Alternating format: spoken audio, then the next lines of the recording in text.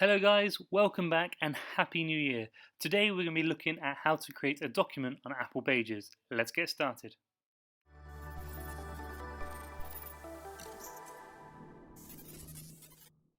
Okay, so the first thing you need to do is open up Pages on your iPad, or you can swipe down and search for Pages, and it's an Apple inbuilt app, so it should already be there.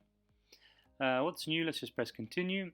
And you might need to choose a location, so the best place to save anything is on your iPad, unless you have an iCloud Drive, but I save everything on the iPad and it's just fine. Here you'll be able to create a new document, so just tap Create Document, and then you can choose your template. So here we'll just choose a blank one, but there's lots to choose from if you need it for anything else. So now we can start typing just like we do on Google Docs or anything else, using a keyboard. Hi, this is a document, and then we can format that, or we can add in our text here.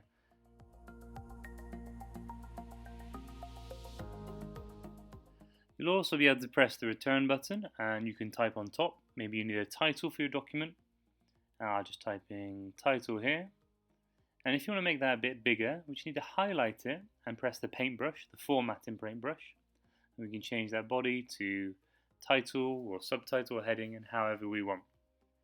And we also, under the paintbrush, we can underline it, make it bold, change the size, make it maybe a bit bigger.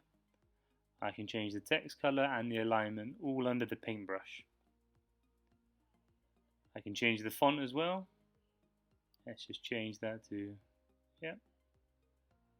And you can also do all of those functions as well for the text. So just need to highlight that, just tap on a word, and you should be able to drag it up and highlight the text like that. If the keyboard's in the way, just close the keyboard and you'll have a bit more room to see the format paintbrush. You can also add a picture by pressing the plus button next to the paintbrush, and on the right hand side you'll see photos or videos, and you can choose a photo from your photo library. And there you go, you can resize that just by pinching the corners or tapping on the blue dot in the corner and then moving it around with your finger. The text wrapping here is automatic, so you don't need to worry about changing the settings, but if you need to, they're in the paintbrush and then under Arrange. As you can see there, it moves with the text, so if I put it in the middle, it goes top and bottom, left and right. Doesn't matter where I put it, it will move around the text automatically. A quick pro tip is that if you ever want to move the cursor around, say that you've misspelled something further up or in the middle of the text, you can hold down your space button and you drag your fingers around and it will move the cursor to where you need it to be. Let's say I'm making bullet points and I want to drop down a different point, or I want to spell the word differently. And once you're finished, if you need to rename your document, you can click on the top where it says blank and then rename, and then you can give your document a title. Let's call this one my book report, and then I can share that. If I click on the three dots in the top right corner of my screen, I should be able to get the export or the share options. If I click on share, then I can share that directly either to my teacher on Gmail, or I can share it through Seesaw.